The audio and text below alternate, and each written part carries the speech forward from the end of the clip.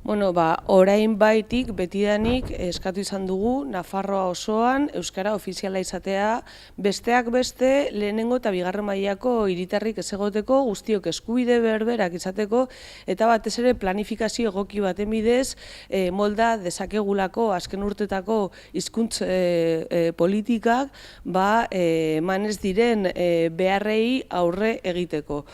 Alde hortatik, guk uste dugu ez dela zertan konfrontazio bat bilatu behar, baizik eta beti positiboki bai administraziora jotzeko eskubidea, hezkuntza mailan nola euskaraz bizi ahal izateko esparru guztietan beharrezkoa dela bestelako politikak, bestelako baliabide ekonomikoak eta horrek asko lagunduko luke guztioi aukera berberak eskaini ahal izateko. Eskakizuna kontseiluak egin du, baina noski hori da orain dela urte asko euskalgintza osoak egin duen eskakizuna. Lege euskararen legea sortu zenetik bertatik bizi-biziri dagoen eskakizun bat, eta guri oso egoki eta zuzena iruditzen zaigu.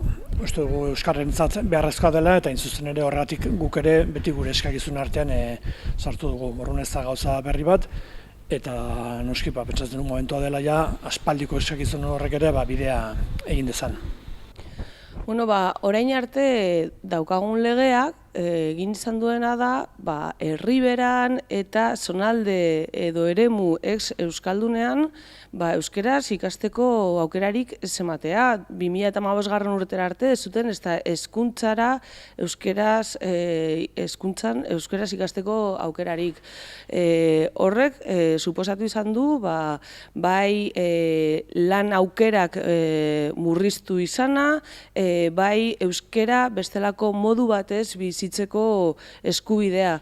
Guk uste dugu hori irauli beharko litzatekeela eta batez ere han nun orain arte ez duten euskeraz bizitzeko aukerarik izan, aurrerantzean aukera hori eskaintzea administrazio publikotik.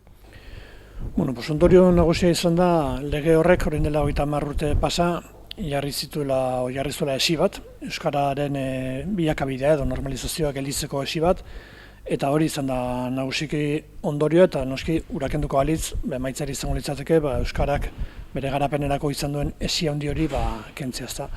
Orrun, lege horrek berak eta zonifikazioak eta jarritako esi horrek galerazi dio euskarari beren garapene normal bat.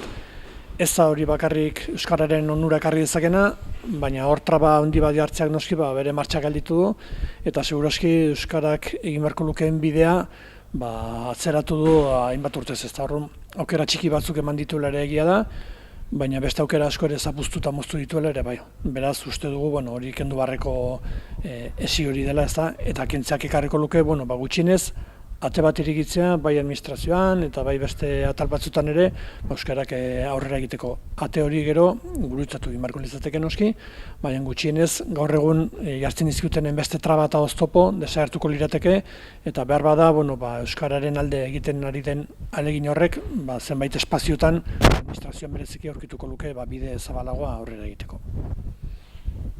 Dakizuen bezala, UPN eta PP ez dira batzordera etortzen ere, orduan ezin dute adituek adierazten ari dituzten gauza guztiak entzun, jarraituko dute betiko jarrera hortan, euskera arma politikotzat erabiltzen, gizartea banatzeko eta ez batzeko.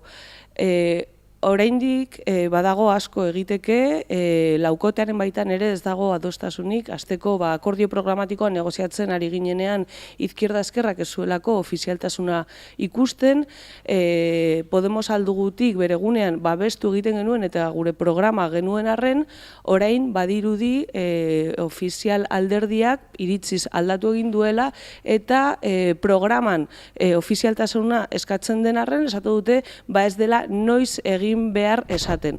Hori inkongruentzia bada, azken finean alde batetik programa politikoak 4 urterako direlako, eta ordun konpromezu horiek bete behar direlako, ordun orain baitik babestuko dugu aukera ematekotan ofizialtasuna babestea eta legea aldatzea legegintza honetan, zeren gero ez dakigu ze indar korrelazioak emango diren, aukera emango den eta gehiengoa izango den ala ez. Adituek esan duten bezala, ofizialtasunak ez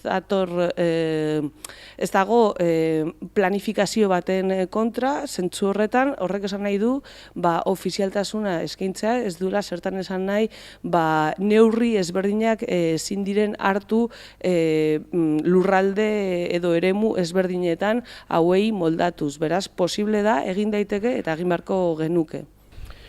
Batzordeak bukatu zuen bere lehendabiziko fasea izan zen adituekin lan-saio batzuk egitea, bigarren fasean da orain, eta momentu honetan eragileak etortzen ari dira parlamentura, hori ere laster bukatuko da, eta bigarren fase horretan noski ezagutu ditugu eta ezagutuko ditugu eragileekin dako ekarpenak eta haien ikuspegia eta ikuspuntua ez da. Hori bukatuta, etorriko litzateke hirugarren fasea, alegia parlamentuko taldeek gure artean hitz egin beharko nuke ikusteko gauza garen Euskararen lege berri hori adosteko. Hori da momentua, hor bakoitzak jarri beharko ditu bere hasierako planteamenduak zein diren, eta horri ikusi beharko du, benetan badagoen elkartzeko toki bat. Bereziki, lauko osatzen dugu, lau indarren artean beste hiruek adierazi dute, oso garbi ez dutela inongo interesik honekin, ez dutela deus mugitu nahi. Momentu honetan ikusi beharko dugu, gu lauok, bakoitza dauzkan planteamenduetatik gauza garen zerbaitera iristeko. Hori da momentua, eta gure ikuspegiti behintzat, beti ere oinarrizko planteamendu horrekin ez da Euskarak Nafarroan ofiziala izan behar du lurralde osoan, hori adosteko modua daukagun, eta badakigu ez dela batere erresa, baina gutxienez gure aldetik guk ahalegin osoa jarri behar dugu urratxo horiek emateko, eta aukeraren bat balego hortar iristeko, gure aldetik behintzat ezageldituko ahalegin osoa egin gabe. Joan den astean, esan genuen, nahi genuela, Nafarroako parlamentuan ikerketa batzordea eratu, monarkiaren ustelkeriak edo ustezko ustelkeriak ikertzeko. Oraindik ere, badugu denbora, hori aurrera atera izateko, kongresuan blokeatuta dagoen heinean, baino, naiz eta kongresuan blokeatuta egon, uste dugu hemen egiteko aukera dagoen heinean egin beharko genukela. Zergatik, badelako, 78. urteko erregimena kolokan jartzeko bide bat, gainera hemen laukotearen baitan gehiengo hori beharrezkoa den heinean badugulako, PSN-ren botoa behar gabe, eta hortan bagara estatu mailan lurralde bakarra egin dezakena, beraz ardura politiko hori izan badugu, eta gainera inviolabilitatearen kontu hori erregea ezin duela zertan epaitegiaren aurrean erantzunkizunik, guk uste dugu inviolabilitate hori privilegio bat dela konstituzioa berak esartzen duena, baino gorteen aurrean konstituzioa errespetatuko duen erregea zin egin duenarentzat, eta ematen da kasua aurreko erregea, Juan Carlos Lehenengoa, ez zuela konstituzio hau onartu, mugimendu nazionalaren eta Frankoren izenean hartu zuen kargu, eta badugula tribunal konstituzionalera joateko aukera hori defendatzearen eta errege zilegia ez delaren defentsa egiteko. Orduan, guk uste dugu beti aukerak hemen eta orain ematen direnean probestu behar direla, ardura politiko hori badugula, eta ez dela esaten ari den moduan okurrentzia bat, baizik eta konpromesu politiko bat, Nafarroako parlamentutik gure erakundeak ere defendatzeko eta berdintasunez beste erakundeei begiratzeko. Orduan, jarraituko dugu bertan, laukotearen beste alderdiei eskatzeko, hau aurrera atera dadila. Egunotan ezagutu da ez da, Euskaraldia izeneko ekimen horrek egin du aurkezpen bat eta zita izen ematea, eta uste dut bereziki ekimen aipagarria eta azpimarragarria dela, hain zuzen ere lortu duelako alde batetik instituzioak, eta kasu honetan bai parlamento eta bai gobernua, eta beste alde betetik ere gizarte mugimendua eta gizarte eragileak bat egitea ekimen indartsu batean, kasu honetan euskararen aldeko ekimen indartsu batean.